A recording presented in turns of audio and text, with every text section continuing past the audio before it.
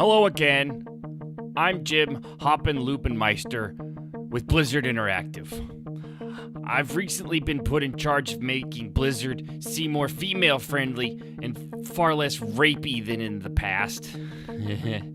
Which is why you'll notice we've taken things out like the racy picture of a fully clothed woman laying down with her arm propped up under her. And we replaced it with a bowl of fruit. Because nothing makes people not think of breasts like voluptuous, full, and well-developed different shapes of fruit. Also a picture of another woman showing cleavage. Scandalous. We replaced it with the same woman, but with a shirt on between her jacket. Also still showing cleavage. We're nothing if not consistent. This has been a huge success with our fan base and made most of them completely forget about all the current troubles with the state of California and anyone with a semi-functional brain. That we're going even further. If removing pictures was a success, why not more? I'm here to announce today that starting in patch 9.9.8675309, we'll be removing all female avatars from World of Warcraft entirely. Every character will transition from a woman to a man, and we feel that this lack of female distraction will only further strengthen our case that we support women. Yeah. If this is successful, I'm happy to announce that after this, we'll take it even one step farther. Starting January 1st, 2022, Blizzard Activision will be moving to a fully man-only staff. We'll remove all the women developers and the women receptionists and the women cleaning ladies and any other person that can be harassed by a male coworker completely from the company. After all, that there can't be unequal pay and harassment if we all have a penis. But because we are so open and woke now, and any birthing individual that wishes to transition to that of a man will be welcome to stay once that transition is complete and before and after pictures are submitted to HR. There you have it, fans. We are finally fixed our image problem. Thank you, and please look forward next week to our Overwatch 2 announcement.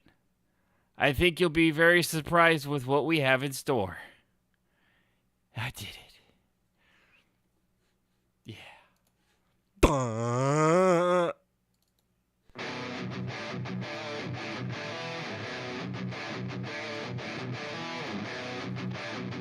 This is Crashed While Loading, the fusion of entertainment and information. Hello there. Weekly updates and opinions on video games. You were almost a Jill sandwich. You're right. Movies. I'm about to do to you what Limp Bizkit did to music in the late 90s. TV shows. This is the way. This is the way. And so much more. JJ, what do you want to do tonight? We need to go on a quick adventure. Hello, people of the interwebs, and welcome to the 48th episode of Crashed While Loading. I am Ashen Phoenix, and I will be your tour guide for this day. Few people know that back in 1849, that is when the first episode of Crashed While Loading aired, before podcasts were even a thing, and the internet was something you only saw in Matthew Broderick movies. The end. I have no idea where I was going with that. It was completely off the cuff. Oh, wait. Well, the other one was, what was it? Weird Science. That also had an internet thing, and that was definitely, seemed like that was the 80s, too. Had to put the phone on the thing, had the tape spin up, nuclear powered. Yeah, it was awesome.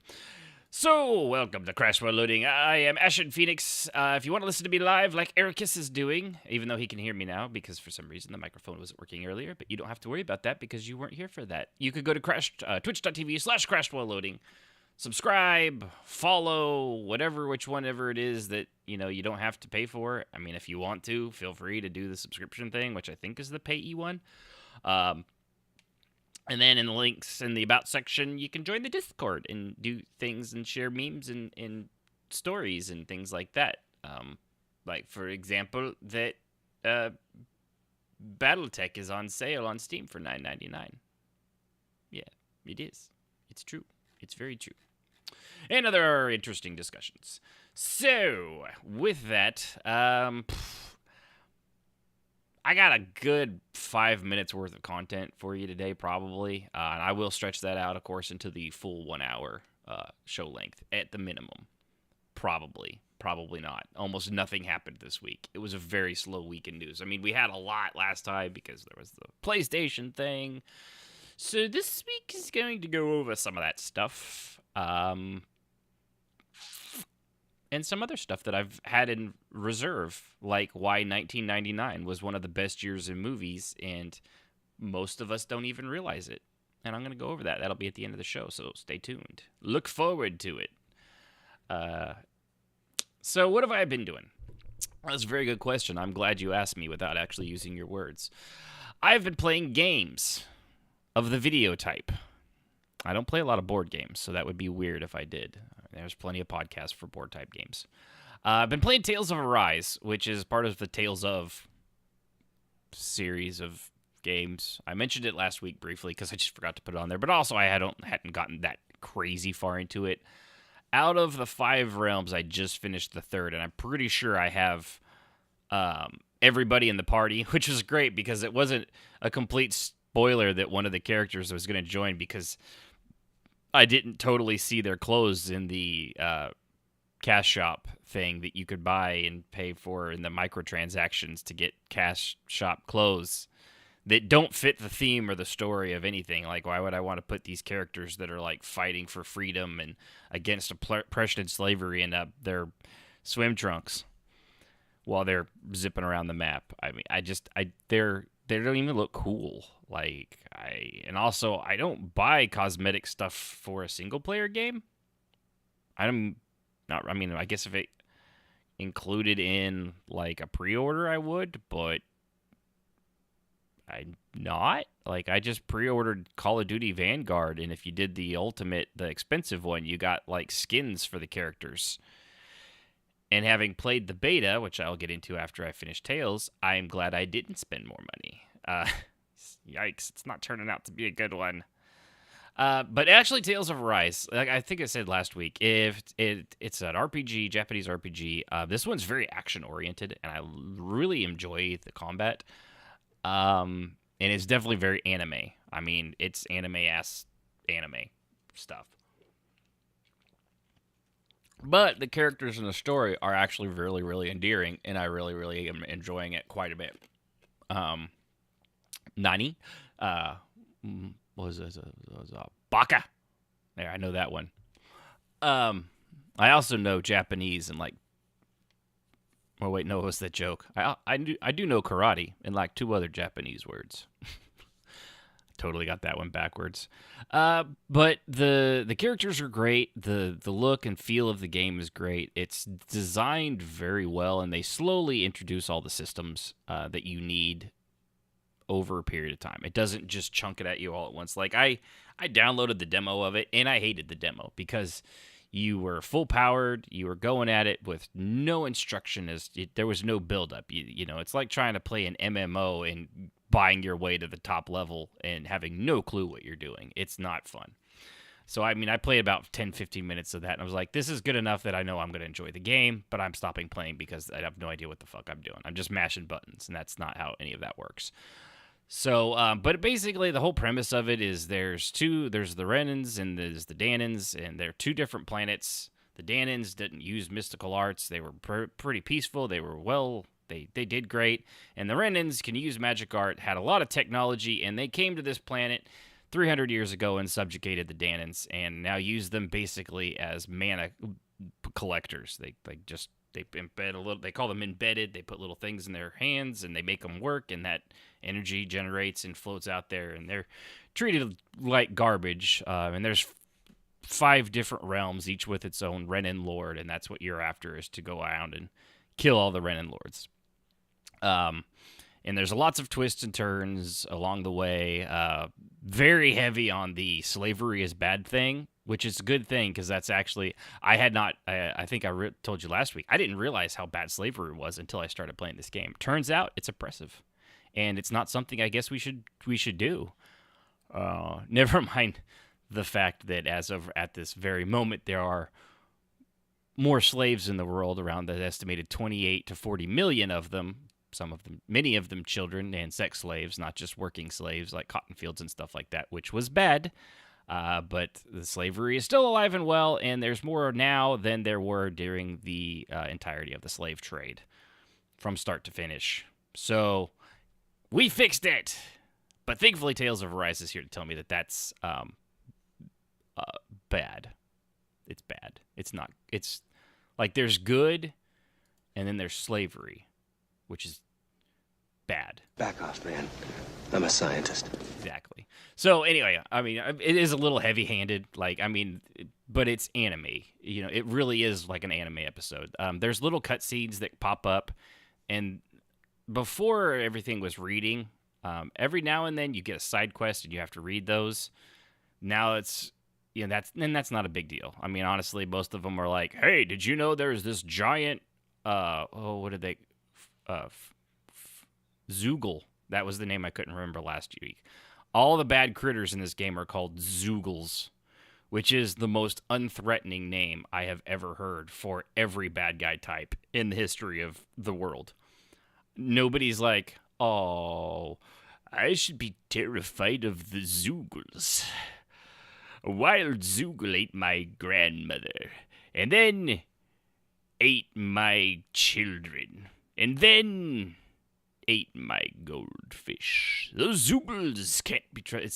It sounds like something that, like, Care Bear like. It's a Zoogle. Get your Zoogles today, kids. Go to your nearest Target store and Target exclusive Zoogle. Zoogle. It's like Zeugle. It's a dumb name. I get it. It's the only thing that really, truly drives me crazy about every time they talk and they call them, they're all worried about the Zoogles and how the Zoogles have congregated here or there. And it's like, it doesn't sound threatening. Like, I don't know, call them murder chickens, whatever, anything. Just Zeagles. Like, just do 2 E's. Zeagles sounds more threatening. I think it's something with the combination of zoo and gull. Like seagulls. Yeah, they're assholes, but they don't sound threatening. Anything with an ol ends in an ol sound. I don't know what else there is. Pool ends in an ol. Pools aren't threatening. I mean, unless you're very young and don't know how to swim, I guess. We're very old. I guess old people drown too. We have them happen all the time here in Oklahoma.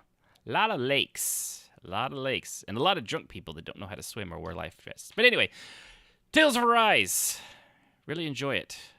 Give a full review when I actually finish it, but I haven't done that yet because it's like a 60-hour plus game, and I also watch all the cutscenes, so it's going to take a while. Moving on, I did the beta this weekend, and I'll probably play a little bit tonight. Jungles. No, jungles don't sound threatening. But jungles, they don't sound threatening. And jungles technically aren't. It's the things that hide in the jungles that'll kill you and eat you. I'm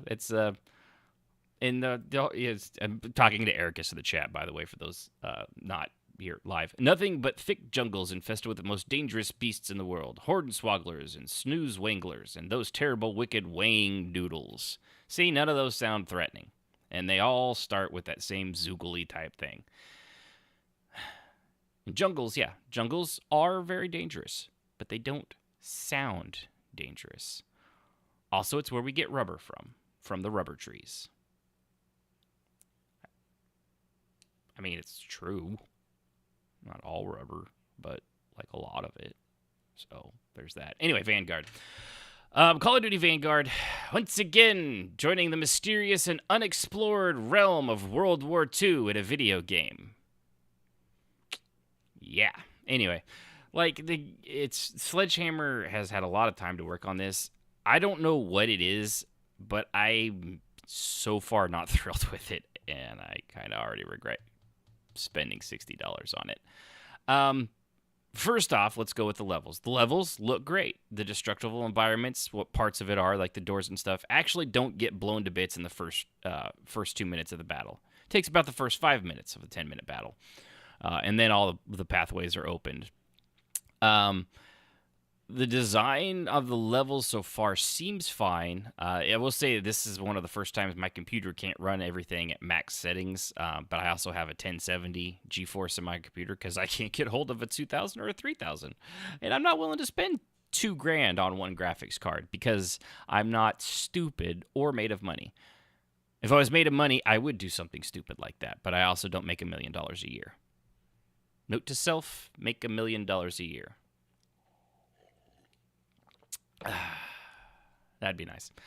So yeah, it struggles a little bit. But it still looks good even with not being max settings. The game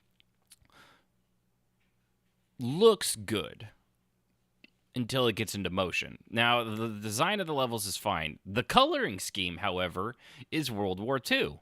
So everything is browns and grays. It's muddy. It's just one big giant turd on your screen that moves around and shoots really crappy guns. The other problem with the beta is that every character, no matter what it is all wearing World War II camo brown. It's just the brown fatigues that they wore in World War II, which against a brown background and backdrop is fantastic because you never see anybody that's shooting you until you're dead, and it's already over. It's fantastic. It's really good. It's good. It's a good design. This is one of the things I liked about the last one, which was Cold War, was at least they used a very large color palette, so you could see people. There were certain areas where people would blend in and they'd be damn near invisible, but they've returned to form. The other problem with Vanguard is I think they let a deaf mute actually do all the audio design because everything is super duper quiet and hard to hear. Footsteps are whisper quiet. Explosions, barely a fart. Guns. That was probably louder than what the guns sound like. Hold on, let me do this right. Did you barely hear that? Because that's what it's like firing a gun in World of Warcraft. Or not World of Warcraft, in Vanguard.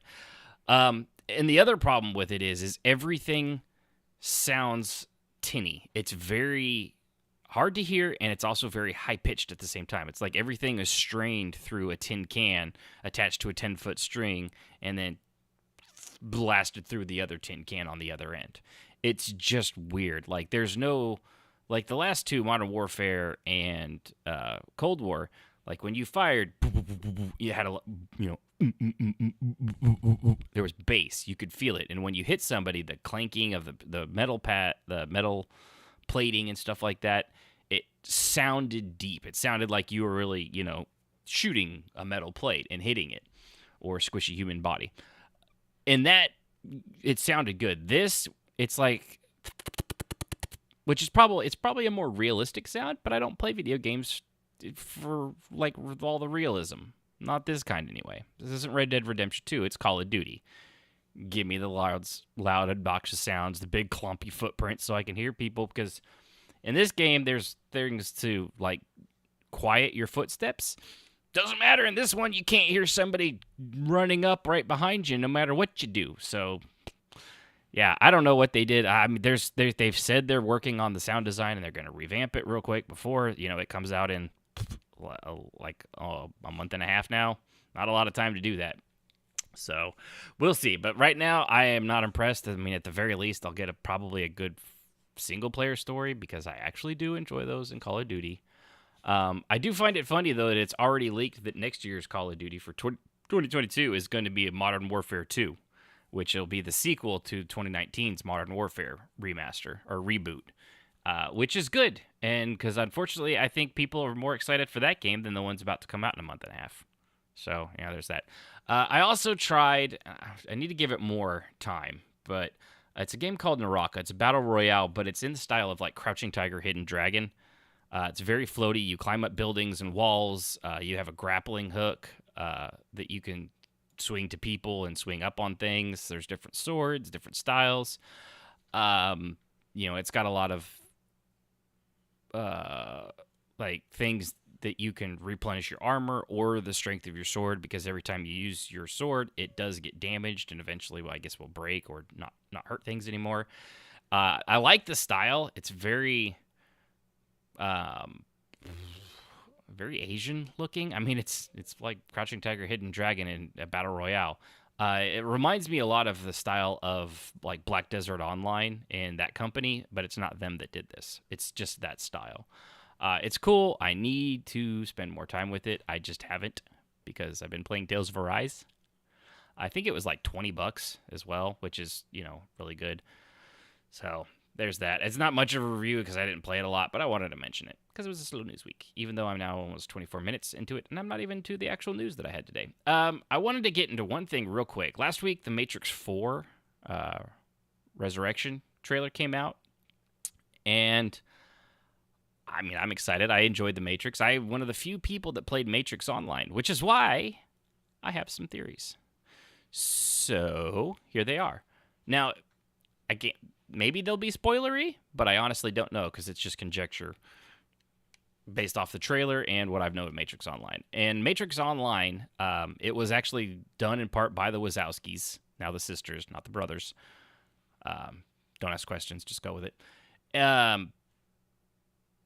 And they killed Morpheus in that, which is a good reason why you probably don't see Lawrence Fishburne in this, and you see Morpheus, but he's not Morpheus, he's young. My thought is if I remember the way this went, is that he was basically held on to his mind, and he was basically reborn in the Matrix, that he does not actually have a physical body anymore, but he's still doing what he does. So that's what I think is going on. And I also, going off of everything that also happened in Matrix Online, they mentioned that when Neo died at the end of the third one, in the Machine City, the machines, it was a point of contention, the machines never returned Neo's body to the humans in Zion. So he's still there in machine custody. And I think that every part you saw with him doing that, he's because of who he was, he's captured in his own Matrix. He's not part of the actual Matrix because the machines and the humans had a thing where they would let people wake up. They would no longer use them like that as the machines were, pretty much defeated. That he's in his own Matrix, and Morpheus is there, managed to get from the actual big Matrix into the private server, basically, that Neo's in, and is going to wake him up and try to get him back. That's my thought. I don't know about Trinity. They might have put her in there the same way like Morpheus is alive, because she died too. So, and they might have put her in there just to try to keep him happy and keep him there, but I don't know for sure on that one. That's just my guess. So take it for what you will. Moving on to the news. No LeVar Burton for you. I know you wanted him to be a host of Jeopardy, or apparently some people did, but he will not be, because he hates you, and he hates his fans. No, I'm kidding.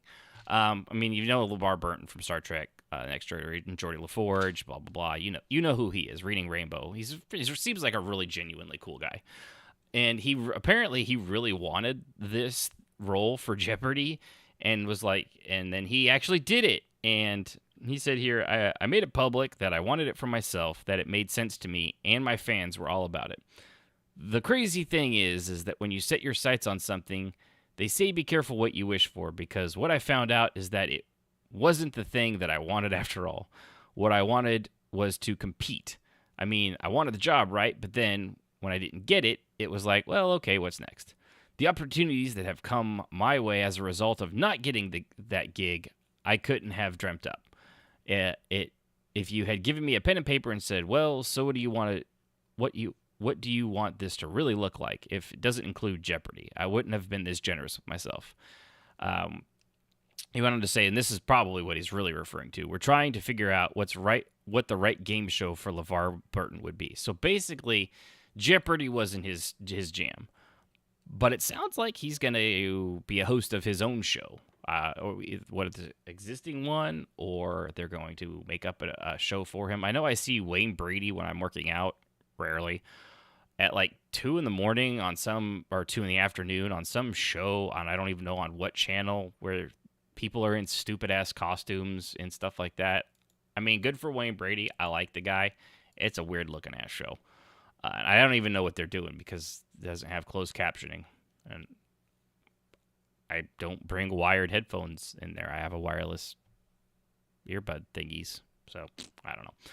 But, yeah, so no LeVar Burton. Honestly, I don't care too much about Jeopardy. Never really have, other than, the SNL skits back when they were funny. Dolly Parton. I'll take famous titties for $500, Alex. That's famous titles. That kind of thing. Back when that show actually was funny. 20 years ago. So, moving on anyway. Last week I mentioned that it seemed like Sony was schizophrenic to the point that I actually named a episode after. Sony seems schizophrenic. That they were going to make people pay for upgrades from the PlayStation 4 to the PlayStation 5. First, it was that you just had to buy the whole ass game again. Then it was that you only had to do the $10 of the difference between the $60 on the PS4 and the $70 on the PlayStation 5. Even though it is the exact same game and the textures would be the same in both for the most part, just slightly up-res, it's not really worth a $10 upgrade fee, but that's an entirely different topic. And then, literally, after I finished the show or the next day, I forget which one it was. Yeah, I don't remember. PlayStation boss Jim Ryan announced in an update on the PlayStation vlog that Horizon Forbidden West will offer a PS5, PS4 upgrade, PS4, PS5. It'd be weird to downgrade that. Upgrade path. Be a downgrade path. It's like, did you buy it on the PlayStation 5? I sure did. Well, we'll give you $10 if you play it on the PlayStation 4 and look at it worse. You're an interesting and intriguing man. I like the cut of your jib. Cute and cuddly, fellas. Cute and cuddly. Kowalski! Okay. Penguins. So now it is that players that purchase the game on the PlayStation, PS4, will also get a PS5 version at no extra cost. They have announced also that all first-party PlayStation exclusives that are cross-gen in the future will have a $10 digital upgrade path. So they are really committed to trying to get more money out of the consumer, which would be you. So this would be like God of War and Gran Turismo 7. As far as I know, that's pretty much the only two. Because by the time Spider-Man and Wolverine come out, I imagine the PS5 shortage will be over. I mean, it's going to be like 4 years from now, so sure, why not? So stupid. Still can't get hold of one. Not that there's anything to play on it. I get it, but still. So yeah, it's just these guys. I'm gotta be honest. I want one, but man, Xbox is seemingly kicking their butt on all this stuff. So go for that. Moving on to Marvel. For those of you like me that really, really enjoyed things on Netflix, like or ABC, because that's where Agents of S.H.I.E.L.D. came on, but Netflix's Daredevil, Jessica Jones, The Punisher, and Iron Fist, The Disappointment, redheaded stepchild, or blonde-headed stepchild, Danny Rand, could not catch a break because he was terrible.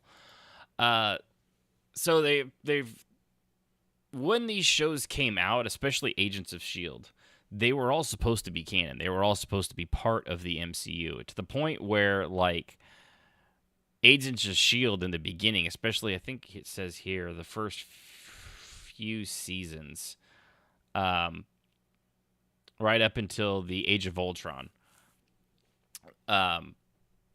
they, like, went hand in hand. Like, they even mentioned things that happened directly in it. And What kind of killed it was Joss Whedon with Age of Ultron said, as far as I'm concerned, in this movie, Coulson's dead. If you come back in a sequel and say Coulson's alive, it's like putting fucking John Gielgud in the sequel to Arthur. I hate those movies, by the way. They're terrible. It mattered that he's gone. It's a different world now, and now you have to run with that. Which, I mean, I get what he's saying, but at the same time, the fans of Agents of S.H.I.E.L.D., they didn't need Coulson necessarily in the movies. It was perfectly fine keeping him where he was in the show and working in the background. But, I mean, it was such an integral part of, like Sib and I, we really liked it. How they all connected to each other and the references to the movies. Some of the movies even sort of made references to the show just briefly, but it wasn't something that you would miss if you weren't a fan of the show. And then slowly they started moving away from that. Agents of S.H.I.E.L.D., I forget where it was, just completely went in its own direction. And clearly they had stopped. What was it? Around Doctor Strange. So instead of doing a Doctor Strange tie-in, they went with the Ghost Rider, which it was a cool Ghost Rider, by the way, because it was the Hispanic guy whose name I don't remember because I don't know Ghost Rider that well, and but he has like a supercharged, fiery car instead of a bike, and he's got the Day of the Dead style mask. He's going to be in that Marvel's Sons of Anarchy, whatever it was called. I forget it now. The strategic game. But no, it was really cool. I mean, Daredevil was just awesome because they were the whole thing with I just completely blanked on the bad guy's name. Kingpin. I forget his actual name. But the whole thing with Kingpin was how he was using what happened in Avengers to he was abusing the system. They're rebuilding New York because of the Chitauri invasion, and he was abusing it. He was taking government money and funneling it, this and that, and he's being a criminal crime boss. So that was his deal, and it all fit together. So, but it's looking more and more like they're just basically like we haven't watched these, but like Agents of S.H.I.E.L.D. sixes. Wow. Don't nobody understand the words that are coming out of your mouth, man. Season 6 and 7 ignored the Thanos snap entirely. They just the one of the guys says it, just looking at it from a very practical point, which is what the world looked like post snap. It was not something we had seen yet. We were already shooting, so they just kind of ignored it. Whereas before, like an episode would air and it would bump right up to like Thor. Or not Thor, but something like that, and then that movie would come out, and 2 weeks later, the next episode would pick up right where like the movie had left off, and with that having happened in the background of the show. But now with Agents of with WandaVision and Loki and others, it's just not looking like they're going to keep any of the stuff canon. Like all of Daredevil, The Punisher, those were, I enjoyed Jessica Jones, not so much the third season, but those were such good shows, and it's a shame to lose them as part of the canon, even though you could technically do Punisher and Daredevil as if they were, and really it's just Agents of S.H.I.E.L.D. that directly, had a tie-in of any kind. Luke Cage was another great one. It was a fantastic show. Plus, Erica says, plus more in Canada, Nick Cage Ghost Rider was all like, it's an emoji. Yeah, and that was a fun movie, too. It was dumb, but that was also before the MCU or anything like that had started. That was in that era where, like, Blade was successful, which they're bringing Blade back in. They're bringing him into the MCU, and I love the guy. He's actually a guy from Nick Cage, ironically, is going to play Blade. So, yeah, it's a bummer, but at the same time, it's not really. And going on that, too, we watched the latest episode of What If, which was what if Warmonger had saved Tony Stark. So Tony Stark, the bomb goes off in the desert, Warmonger's there and throws it away, and so Tony Stark never turns into Iron Man. He's never captured by the Taliban, although they did subtly change that to the 10 rings, which was... Shang-Chi's dad's organization instead of like Afghanis, Taliban Afghanis, which was what it was originally.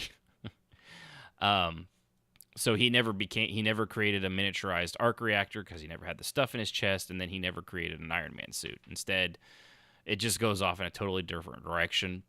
And it wasn't a great episode. They pushed a lot on like him destroying America just because it's so racist and stuff. He even accuses Tony Stark of being a racist at one point towards the end.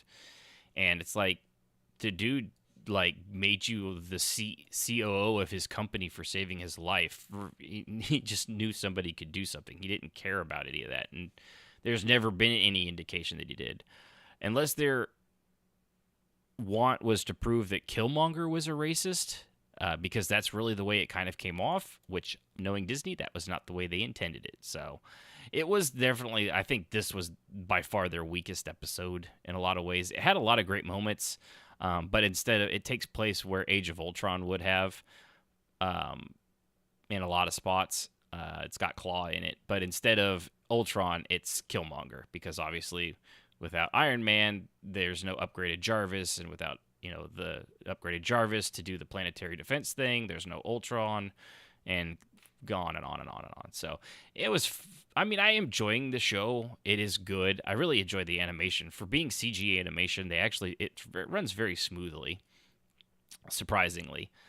But yeah, it's also they mentioned here too, Runaways and Cloak and Dagger, which Runaways wasn't a great show. What was the other one? There was one, that was Gifted, but that was X-Men.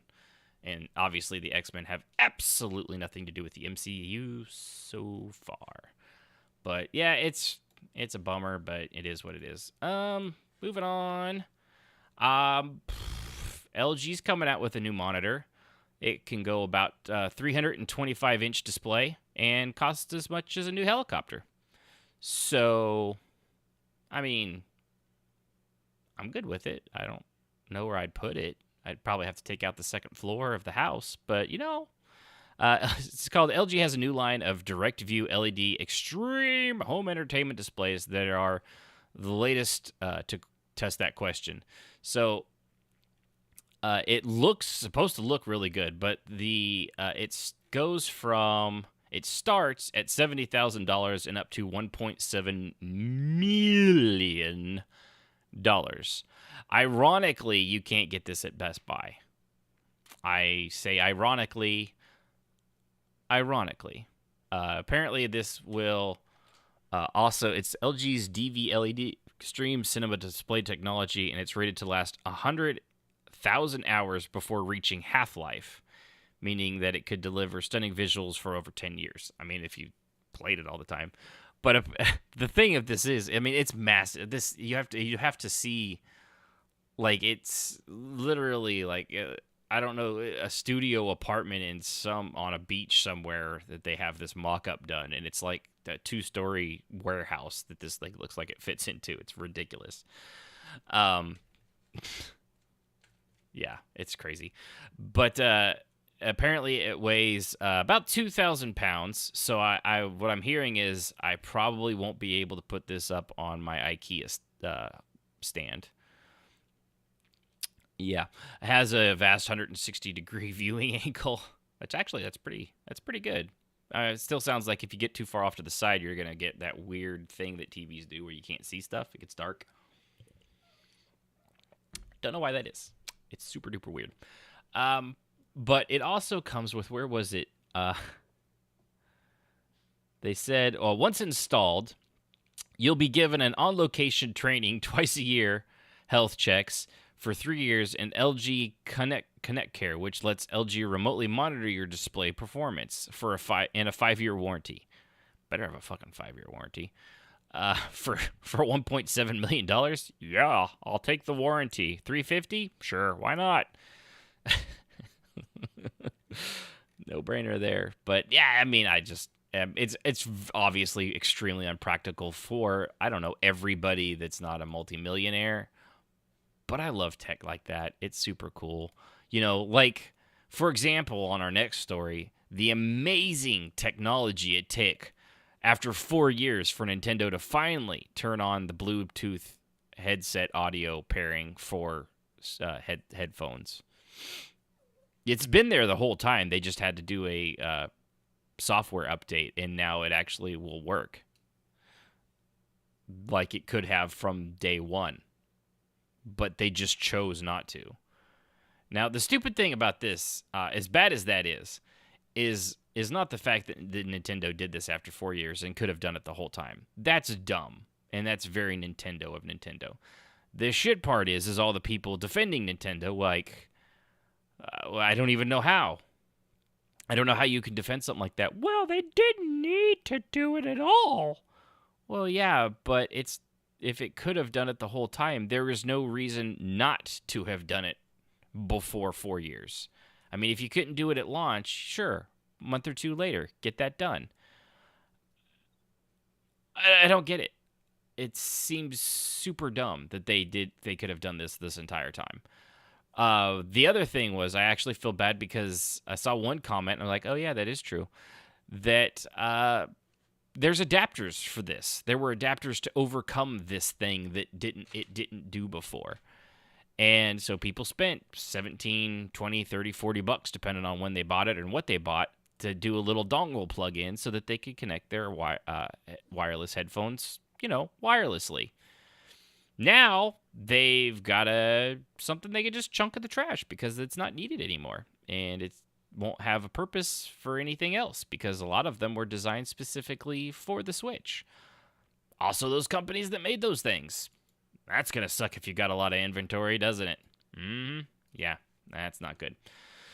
So, Nintendo is such a weird-ass company. They really do get away with... Like, if Sony or Xbox, Microsoft had done something like that, they would be getting the shit kicked out of them. And, in fact, they do, because, like, how Sony just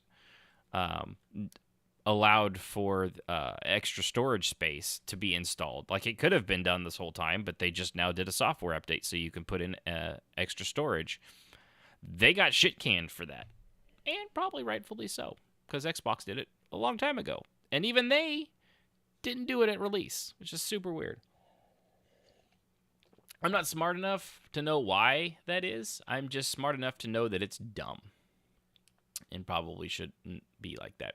So moving on to what the, what was his name? Jim Hoppenloopermeister was talking about in our pre-show thing.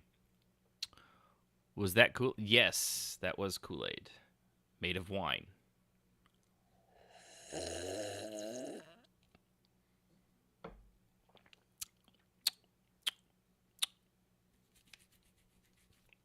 Is wine. I loved Kool-Aid as a kid, but it's got too much sugar in it, and 60-pound lighter me tries to avoid sugary stuff now as I drink my sugar-filled wine. It is Kool-Aid for adults. Very good, Ericus. I like that. That's funny. I'm stealing that. So anyway, I'm drinking my Kool-Aid for adults that Ericus totally didn't just come up with off the cuff. That was my own personal joke. I totally wouldn't steal from other people. Totally stole that from Ericus. Anyway, so the dumbest news. I mean, at this point, it seems almost like they're trolling, but I don't think they are. They're just so completely incompetent at handling this mess that World of Warcraft and Blizzard are just the dumbest things. They literally took... It's a painting. I'm sure you probably... If you haven't heard about it by now, you could easily find this content anywhere. It's a painting of what looks like... it's a lady in a bikini-like tops, but even the bottoms, she's got the bikini part of it that looks like that, and then there's white pants underneath that. You could just tell. And then the top is a bikini. She's laying on her side. She's extremely blurry because this is a painting that was put in the game in 2004. It's not sexy really at all. In fact, for some reason, she's got her head on her, propping her hand up, and her other hand on her hips. And for some reason, the way this picture looks, it looks like she's staring off to the side, like rolling her eyes or looking at a spider on the cuff of her hand or her arm. My ear's itching. It's super dumb. And they replaced it with a bowl of citrus fruit. It's be fair, it is a better painting, like quality-wise. It's not as blurry, but it's also more up-to-date. Yeah, so anywhere where you had that, now you've got a bowl of fruit. And that has ended sexism and all the problems in World of Warcraft and Activision Blizzard. The other one was a snooty-looking lady in a red robe, and the robe is like right down, like it's a boob window, basically. It goes down to her navel. And while they kept the look of that, they gave her basically a white top that still I can still see her chesticles right there. I still see the boobies, the snoobage, as some of us adults call it. I don't get this. I don't know what this is supposed to accomplish. Like, it seems like they're trying to pander, and it's such a pandering thing to do something like that for such blurry pictures that I doubt anybody even pays attention to after they've been in the game for that long. That it almost seems like they're trolling the people. Just like, yeah, well, look how great we are. We took out the babies. And it's not working. They're also doing things like Blizzard has made other small changes, including references to sacks and hoes in World of Warcraft quests. Wait, sacks? Why is... Oh, like ball sacks. Like the quest, there's an achievement title called My Sack is Gigantique, and was retitled My Storage is Gigantique. Because God forbid you have a joke in a game that is pretty tongue-in-cheek. Or another one that's called Bros Before Ho Ho Ho's is changed to Holiday Bromance. See, this is why wokeness is bad and cancel culture is worse, because things are those like 5th grade middle school, 6th, 7th grade middle school style jokes. Yeah, you're also playing World of Warcraft. I mean, your joke's on you. You're playing World of Warcraft. I'm kidding. I say that because Ericus is in chat and he likes the game, or liked it. I actually don't even know what I know he's not thrilled with all this stuff. I've seen him. Did somebody say Thunder Fur? Oh, is that Fury? Okay. Shows where my head's at with World of Warcraft. He said Thunder Fury, and I read Thunder Furry. Blessed Bane of the Windseeker. Oh, man. No, I don't have any problem with World of Warcraft or the people that play it. I just have kind of a problem with the dumb shit that they're changing. It's just stupid. Like, this doesn't in any way, shape, and form. It doesn't mitigate the lawsuit. It doesn't change the way they let people get away with stuff. It doesn't do any of that. It's just pandering. He's taking a break from World of Warcraft at the moment. I don't blame you. There's probably not a whole lot to do from what I've seen. But it doesn't make any difference. Like, this is completely nonsensical. It has absolutely no bearing whatsoever on how the game is played or the lawsuits in real life or how the people are treated. Why are you changing? I mean, okay.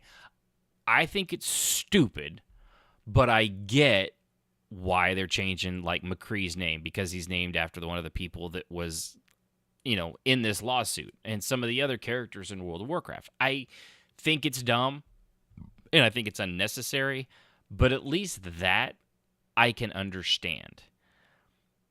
Changing, like, a really crappy, blurry painting to a bowl of fruit, and another one to a slightly more covered up shirt, still with boob cleavage, as opposed to butt cleavage, I suppose.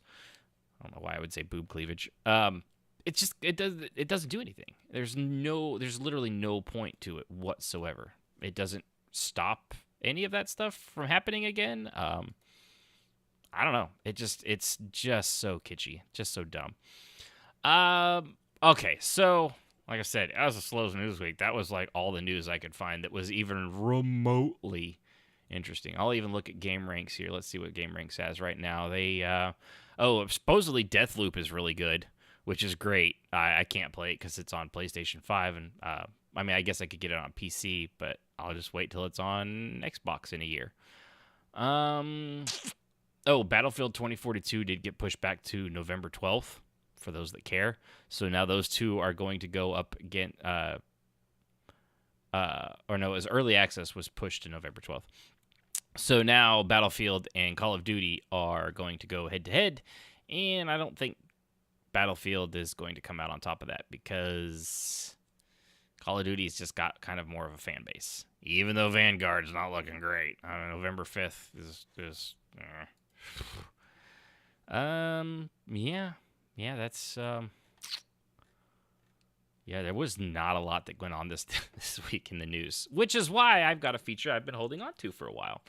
I was listening to something, and someone mentioned that 1999 was one of the best years in movies.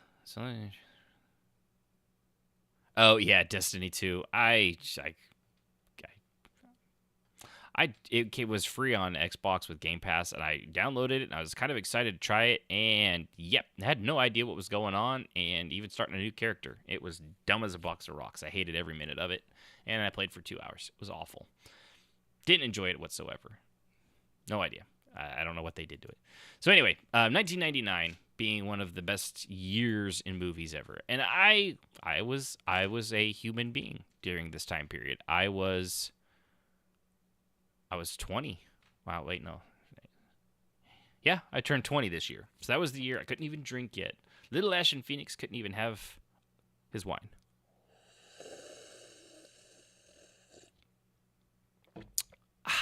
Okay.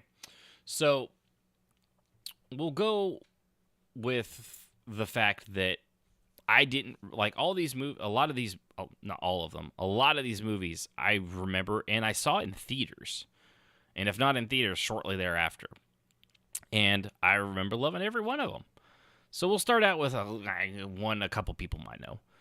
The Matrix came out in 1999. Fairly popular movie, did really well. Also, get ready. This is a long list, and you're going to know the vast majority of them. Also, The Mummy came out in 1999. For you anime fans out there, Jinro came out in 1999. 007, The World Is Not Enough. Yeah. She's All That, if you're like into those teen romance comedies. One of my favorite movies of all time, Heath Ledger, 10 Things I Hate About You, 1999. Varsity Blues, not a fan of that kind of thing, but I knew it. Cruel Intentions, terrible movie, but 1999. Bicentennial Man, Robin Williams, 1999. Never Been Kissed, when Drew Barrymore was actually relevant, 1999. The Green Mile with Tom Hanks, 99. Big Daddy, 1999. The 13th Warrior, which a lot of people don't know, was actually made on a bet that somebody couldn't recreate the story of Beowulf with Antonio Banderas, 1999. Let's see, there was The Bone Collector with Denzel Washington. There's The Insider.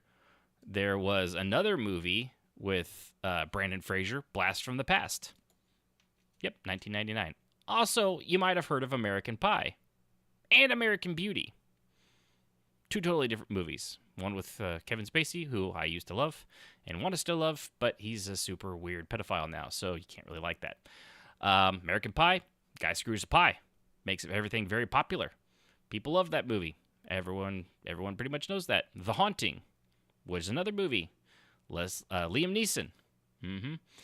Well, not a great movie, but it still came out. Sleepy Hollow with Brad Pitt, 99. Wild Wild West. Yeah, that horrible, not great one with Will Smith and I forget that guy's other name, but whatever. 1999. Yeah, you got it. I think I got Blue Streak with that one's lesser movie. This one. Some people have heard of this. The Boondock Saints came out in 1999. Are you seeing why this might have been like one of the most awesome years ever in ever. Even Jawbreakers, which I remember it was a kitschy movie, but enjoyed it. Oh yeah, that's right. House on Haunted Hill, 1999. Oh, remember when Jim Carrey was the Man in the Moon? Yeah, 1999. Okay, so a little less great. Mystery Men, which was a terrible movie, so dumb. Yeah, also 1999. Oh yeah, and this little one that some people have enjoyed from time to time. Galaxy Quest came out in 1999. Also, oh yeah, this one here, Iron Giant. Yeah. A few people, that's kind of a cult classic at this point. Or just a classic. Kubrick's Eyes Wide Shut, back when Ted Cruz, I just forgot his name. Tom Cruise and Nicole Kidman were married before he went crazy. Yeah, that was also 1999. Oh yeah, and a little movie. It's some people kind of like it. I guess it's okay. Fight Club came out in 1999. Deep Blue Sea, and of course the ever classic Deuce Bigalow, Male Gigolo, and 007's The World Is Not Enough. Oh yeah, and here let's see. I guess this last one here. Oh yeah, Episode 1, The Phantom Menace, also came out in 1999. Are you seeing the pattern here? Oh yeah, and for the other one, there's The Sixth Sense came out in 1999. Let's see if there's any other good horror movies. Oh yeah, and this one here, The Blair Witch Project, 1999, which I gleefully trolled my ex-wife with because the website played breaking sounds and she couldn't sleep, and so I would turn that on in the middle of the night just to torture her. Turns out I was completely justified. I think that's... I mean, there's a couple more. 8mm with Nicolas Cage, 1999. Analyze This was another one. Lesser known, but I still remember it. Candyman 3, too, which is crazy that 20 years later they actually just came out with a new one. 22 years later they came out with a new one. I think that's about... Oh, yeah. How could I forget this one? Some people have heard of it. Austin Powers, The Spy Who Shagged Me. The very first Austin Powers movie. According to this, I don't know. That one doesn't seem right. That one... Austin Powers release. Release the Shocks! Yeah, see, okay. Oh, that was International Man of Mystery. That was... So the sequel, The Spy Who Shagged Me, came out 2 years later in 99. I was going to say... I know the first one. I forgot The Spy Who Shagged Me was not the first movie. Yeah, and there's a few others. Little Stewart, Dudley Do-Right. Again, wow, there was 3 Brendan Fraser movies come out so far in this list. Inspector Gadget, South Park, the very first South Park movie. Jeez, it really is. I'm just going through this and it just keeps going. Muppets from Space. Oh yeah, Toy Story 2. Little movie, few people watched here and there. And that's pretty much. I think that's finally the end of it. Dusk Till Dawn 2, but that was a garbage movie. The first one was where that was at. First movie was fantastic. Oh, and of course, the amazing, made from a video game movie, Wing Commander, with Freddie Prinze Jr. That was terrible. It was such a bad... That was a bad... They're not all gems. I'm just saying it was a really great year that defined movies for like the entire decade and then the next 10, 20 years to come. So there's that. That's all I'm going to go over. That. But I've been wanting to do that, and since I needed filler to brush this show out to a full hour, which usually I don't have a problem with, but for some reason this time was a bit of a struggle because there was nothing that happened this week. So, yeah, I think that's it. Good news, too. Maybe one of these episodes coming up, somebody might make a guest appearance. Perhaps, possibly, could be. someone of the female persuasion. Yeah, possibly, could be, maybe. Yeah, could be. Also, I am aware that 2 episodes from now is episode 50, and I want to assure you, I have an amazing show. Probably not really planned out for that. And it's going to be absolutely, probably almost not really at all fantastic. And probably one of the best shows I've ever done. There's been a lot of great shows, but this show, it's going to be fantastic. Anybody that says it's not, fake news. Yes. Yeah. But why? Yeah, I know. So anyway, with that, I'm just going to stop talking, and I'll just start pushing buttons over here. But thanks for listening. Appreciate you tuning in. Remember, twitch.tv/ oh yeah, you know what? Probably professional would put that on there. Twitch.tv/ crashed while loading. If you want to join and listen live like Ericus did, because he is a good-looking Canadian male individual. And so yeah, I'm joining the Discord, blah, blah, blah. That's it. Hope you enjoyed the show. I'm Asher Phoenix. Thanks for listening, and I'll see you next week. Kowalski. Music, as always, is provided by Husky by the Geek. Visit him at youtube.com/Husky by the Geek to hear all his latest and video game rock covers and original music.